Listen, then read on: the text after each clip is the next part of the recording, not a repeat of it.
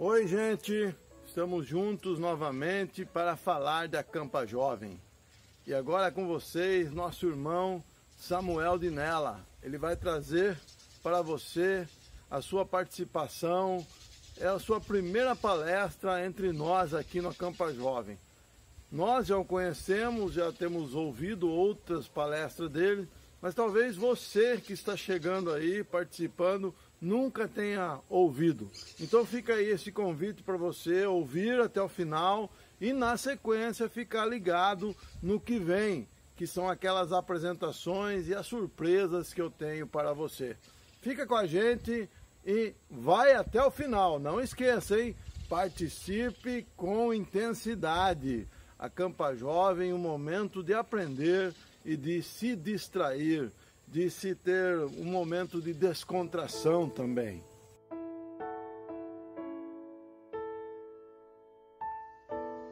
Olá a todos, estamos aqui mais uma vez para juntos refletir acerca de alguns pontos relacionados com o tema proposto, os desafios de ser cristão nos dias atuais.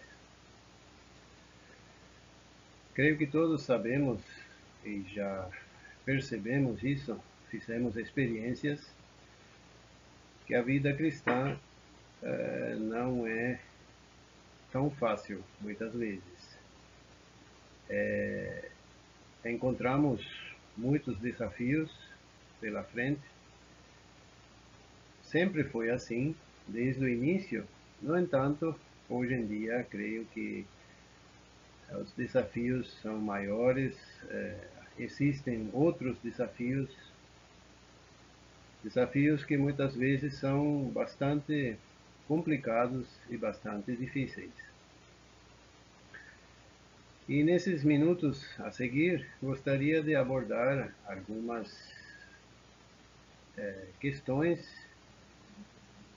e, em especial, algo que é um grande desafio para todos, mas especialmente para os jovens.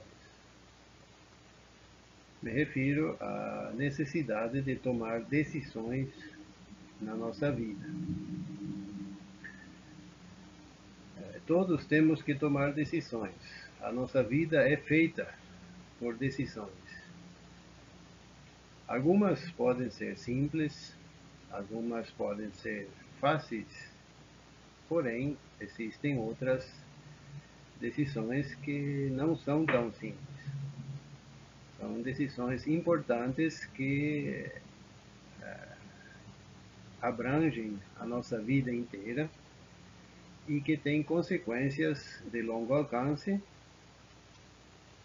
E muitas vezes essas decisões não afetam somente ao indivíduo, mas também afetam e trazem consequências para as pessoas que nos rodeiam.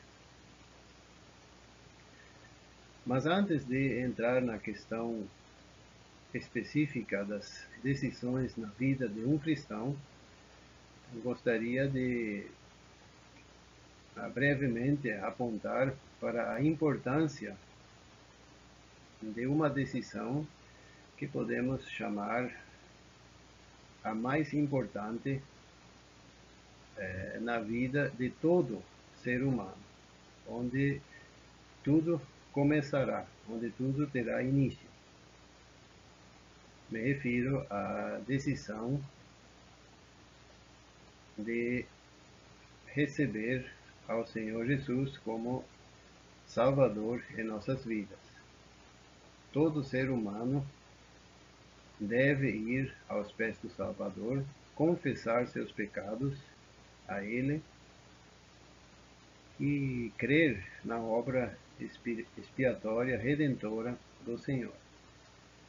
Somente assim, somente com essa decisão tomada, é que teremos certeza da vida eterna e certeza de um futuro com o Senhor na glória. No entanto, depois de termos sido salvos pelo Senhor, surge a necessidade de tomarmos decisões no âmbito espiritual.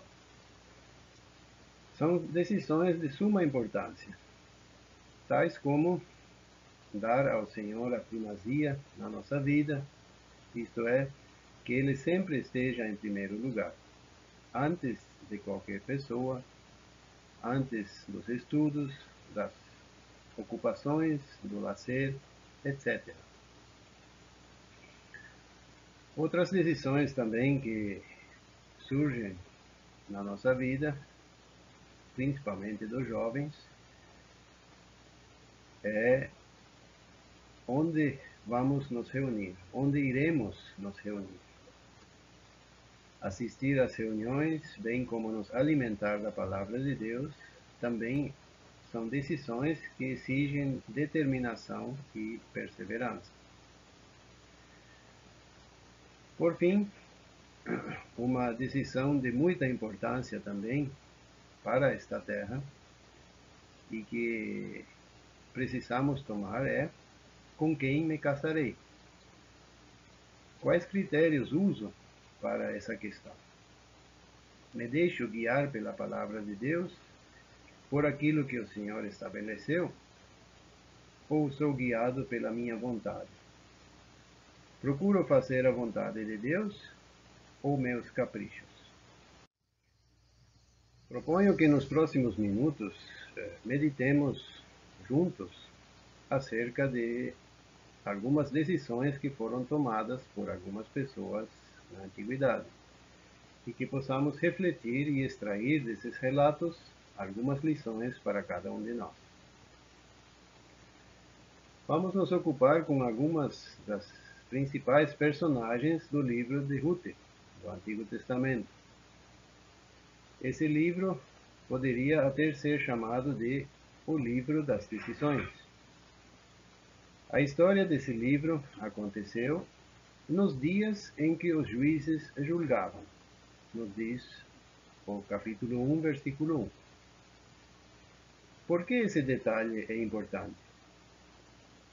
O livro anterior, que relata o tempo dos juízes, menciona 2 vezes que era um tempo em que não havia rei em Israel. Porém, cada um fazia o que parecia reto aos seus olhos. Podemos verificar isso em Juízes capítulo 17, versículo 6 e capítulo 21, versículo 25. Essa é uma das razões pela qual o conteúdo e o ensino desse livro do Antigo Testamento, tão curto, é tão atual. Hoje também, cada um faz o que lhe parece reto aos próprios olhos. É por isso que hoje, mais do que nunca, é necessário de que haja cristãos que tomem decisões corretas, sejam determinados e consequentes com sua profissão de seguidores de Cristo. Esse é um grande desafio. Iremos refletir acerca das decisões de Elimeleque, sua esposa Noemi, também a respeito da decisão de Orfa, mas principalmente as de Ruth. Logo no início, ficamos sabendo que Elimeleque e sua família viviam em Belém de Judá. Belém significa casa do pão, e Judá, ele é exaltado, ou louvor, exaltação. Mas, apesar de que essa família estava em um lugar extremamente privilegiado, na casa do pão, onde Deus era louvado, exaltado, havia fome. Não havia o que comer. Foi então que o pai de família decidiu ir para Moabe, para fugir da fome. Da perspectiva humana, essa decisão é perfeitamente compreensível. Afinal, Elimeleque tinha uma família para sustentar, 4 bocas para alimentar. Ele precisava encontrar uma solução. Mas será que a decisão foi correta? Será que Deus queria que eles fossem para Moabe? Não lemos que ele tenha consultado a Deus antes de tomar essa decisão. não vemos que ele tenha procurado saber a vontade de Deus a respeito do que fazer. Ele não se questionou do porquê dessa falta de alimento, porque Deus havia intervindo em juízo. Ele também não parou para pensar sobre a parcela de responsabilidade que lhe cabia nesse contexto. No caso de Elimeleque e seus 2 filhos, se cumpriu literalmente aquilo que encontramos repetidas vezes no livro dos Provérbios. Há caminho que parece direito ao homem, mas seu fim são caminhos da morte. Pode ser que já aconteceu com algum de nós. Estamos no lugar certo, estamos reunidos ao nome do Senhor, ali onde Ele é exaltado e louvado. Ainda assim, há falta de alimento. Ainda assim, passamos fome. Há carência. As reuniões são tediosas, parece que se arrastam. Parece que não há vida, entusiasmo. Os ministérios da palavra têm pouco conteúdo, não alimentam. Diante de uma situação assim, que fazemos? Perguntamos ao Senhor acerca do porquê dessa situação anômala? Averiguamos a causa para esse estado de carência? Nos humilhamos sob a mão corretiva de Deus?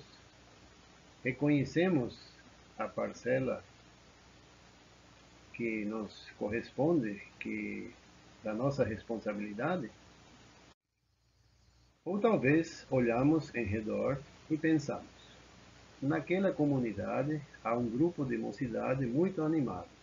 Ali sim que há vida. Ou naquela outra comunidade tudo é tão alegre, há muita música.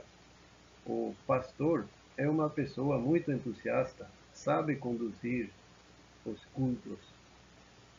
E então, que fazemos? Agimos como Elimeleque? Fugimos, vamos para outro lugar? Deixamos a casa do pão, o lugar onde Deus é louvado, e vamos para um lugar que nos atrai mais? Fugir do problema não faz com que o problema se resolva. Pelo contrário, arranjaremos mais problemas. Em vez de uma solução, conseguiremos outros problemas, muitas vezes mais graves que o original. Lembremos, Elimeleque pensava que iria morrer de fome. Por isso escapou, mas encontrou a morte ali onde pensava viver. Concluímos, portanto, que a decisão de Elimeleque não foi correta.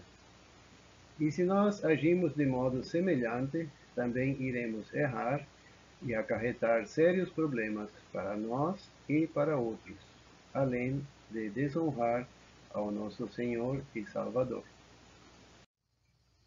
Depois de ter visto que a decisão que Elimeleque tomou não foi boa, não foi correta, pelo contrário, trouxe sérios problemas para a família toda, vamos meditar agora na decisão que Noemi tomou, muitos anos depois, que foi de voltar a Belém.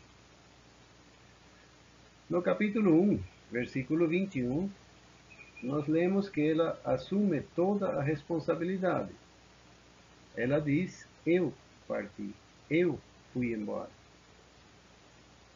Embora, pelo contexto histórico, contexto da época e da cultura, podemos inferir que ela, como mulher, não teve voz nem voto na decisão de ir para Moabe.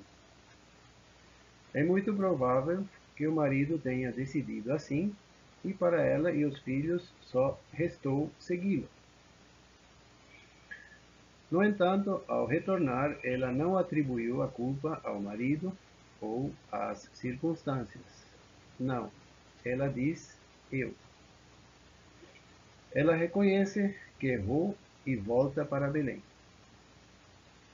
Noemi poderia ter pensado: bom, aqui em Moabe não é meu lugar. Vou voltar, mas não vou voltar para Belém. Afinal, a terra de Israel é grande. Posso ir para qualquer outro lugar, desde que seja em Israel. Ali em Belém, todos me conhecem, sabem da minha história. Vou passar vergonha. Todos irão olhar para mim e rir, talvez debochar e dizer: olha, aí vem aquela que foi embora. Voltou sozinha, pobre, sem marido nem filhos. Porém, não vemos nada disso. Noemi, humildemente, volta às suas origens, ali onde tudo começou. Com isso, ela nos dá um belo exemplo de como proceder. Ela tomou uma decisão correta. Nós erramos? Deixamos o lugar onde o Senhor nos havia colocado e andamos por caminhos próprios? Então precisamos reconhecer nosso erro, confessá-lo ao Senhor e voltar até o ponto onde tudo teve seu início. Temos que refazer o caminho até onde aconteceu o desvio, para então retomar o caminho certo, depois de ter colocado tudo em ordem, tudo que seja necessário colocar em ordem.